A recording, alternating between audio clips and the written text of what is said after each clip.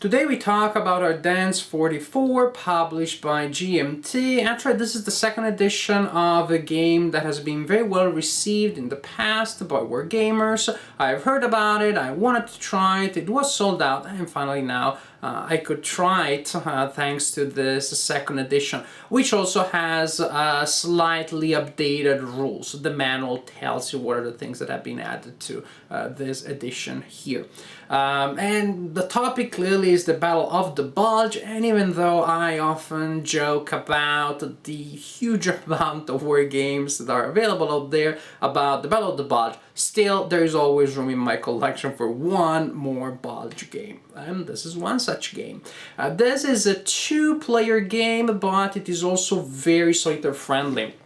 And actually I only played it solitaire, and I have a confession to make. I played the game only once. Yes, I know reviewers should not review games that they have played only once, but I have to add that that game lasted around 25-26 hours because it was a full campaign game that can easily last that long. You also have shorter scenarios, but the main course here is the campaign game. So even though I saw the overarching narrative of the game just once, I still have become familiar enough with the mechanics and with the flavor of the game to feel ready to share my first impressions with you. Wow, 25-26 hours of gaming for a first impressions review. Such are the joys of wargaming. This is the map for the game, or I should say maps. These are two large paper maps that are placed adjacent to one another. I placed the box of the game there for comparison, so you get a better sense of the size. As you can see, there are a lot of forest hexes all over the place. Those are going to be a nightmare for you to move through and to coordinate action through.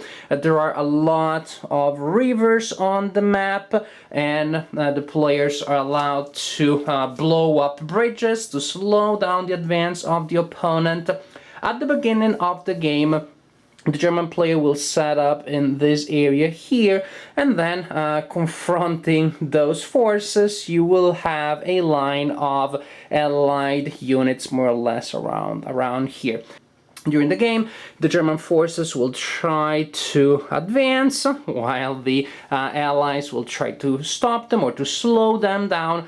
German reinforcements will enter from this edge of the map, and allied reinforcements will enter from the other three edges of the map. The German player has several possible victory conditions. The German player wins the game if he manages to take control of all four hexes of the city of Liège, or if he controls four victory axes along that river there that you see there, or if he controls 6 victory axes on the west map, and this is the west map, or still one way of winning the game, which is to exit 24 points of units from allied entry axes located along these edges here. So as you can see, with many possible paths to victory, there are different strategies that you can test from game to game, and clearly this is good. The Allied player will win the game by preventing the German player from winning the game until the last turn of the game, or if the Allied player manages to take control of 3 entry areas, divisional entry areas belonging to the German player. The campaign game will last up to 22 turns unless one of the two players achieves victory conditions before then.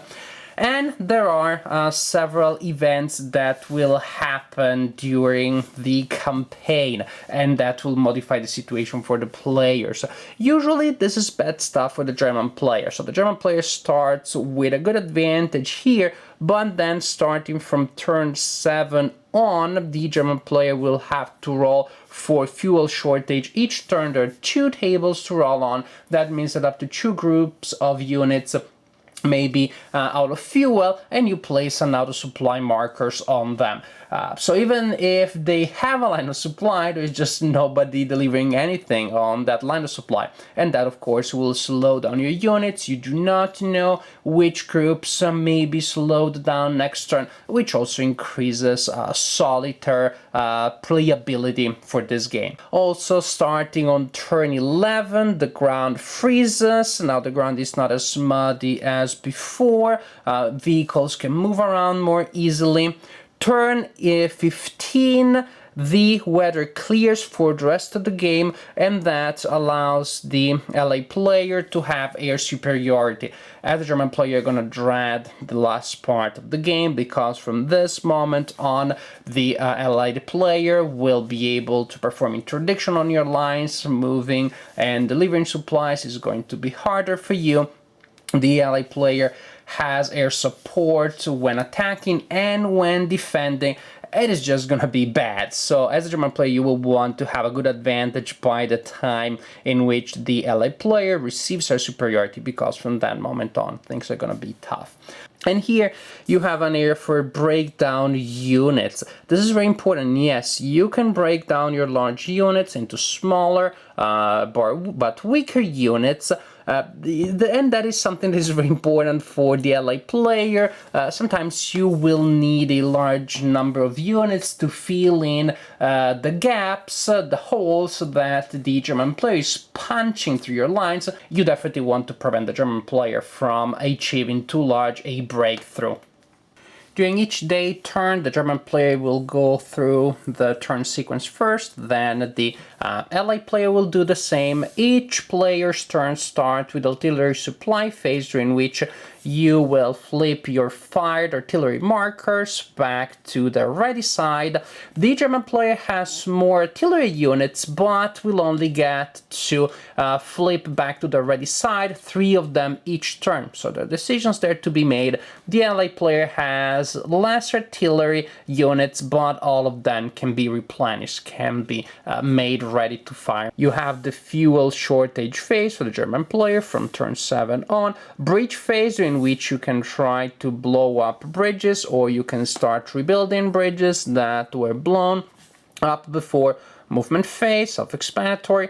Rally phase, during which your disrupted and or broken units will regain some order, will go from disrupted to ordered, or from broken to disrupted. If they're adjacent to enemy units, this is not automatic. Combat phase, traffic marker phase, pretty interesting idea. You will place traffic markers on the map to represent traffic jams that will affect your opponent. Supply phase, in which you check which ones of your units are on supply. Units that have been completely out of supply and isolated for too long may surrender. There's a procedure to determine that.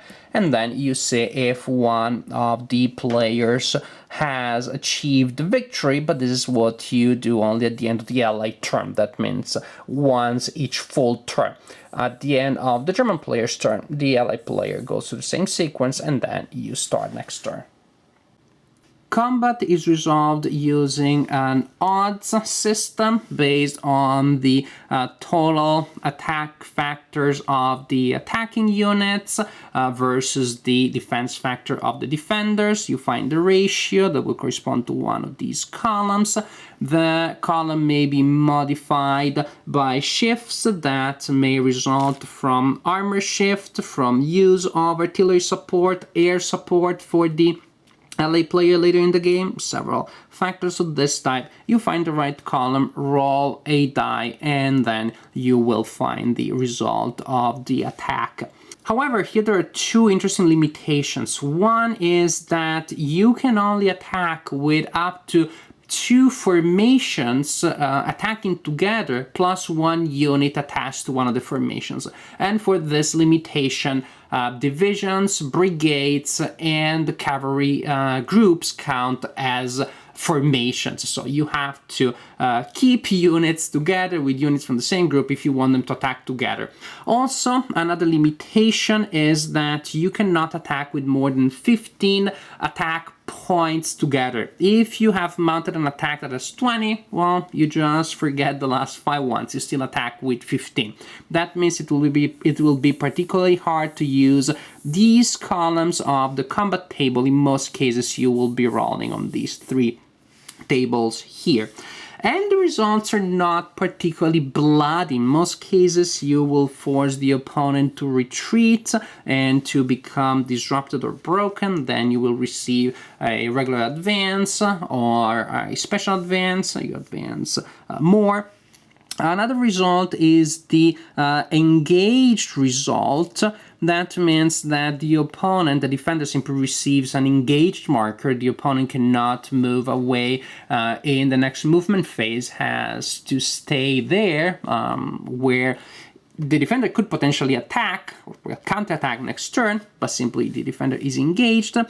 Another result is the Firefight, that the attacker may choose to use as an engaged result, or the attacker may choose to use to roll on the Firefight table.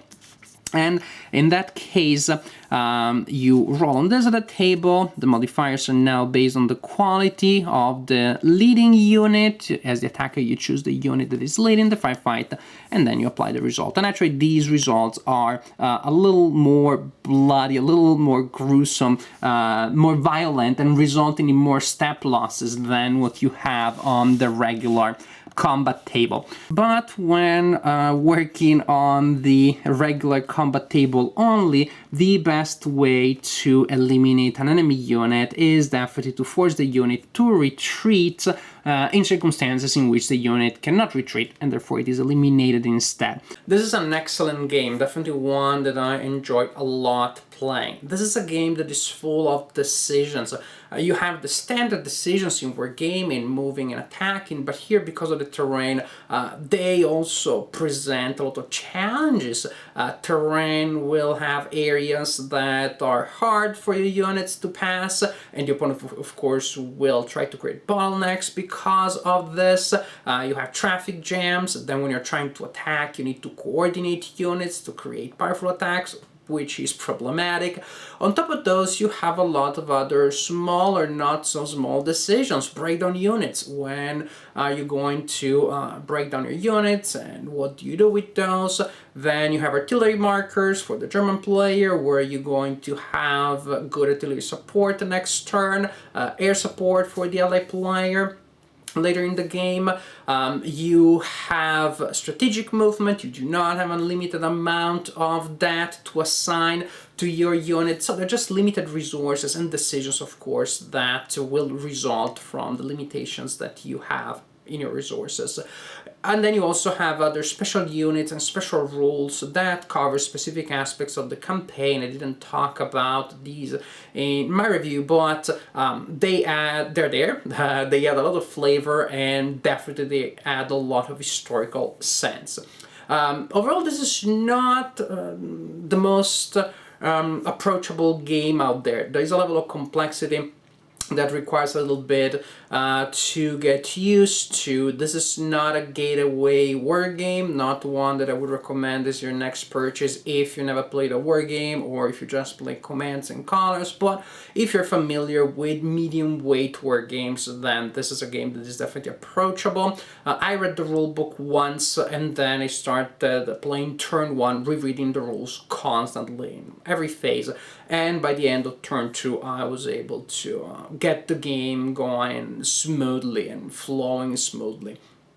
So there's a little bit of complexity there that you just have to learn how to deal with, and then there's another level of complexity, which is how to use the possibilities that the game gives you effectively. How do you maximize your opportunities? This is a game that has a great story because of the different events that happen as the game progresses. and also because of the specific challenges that the two sides face.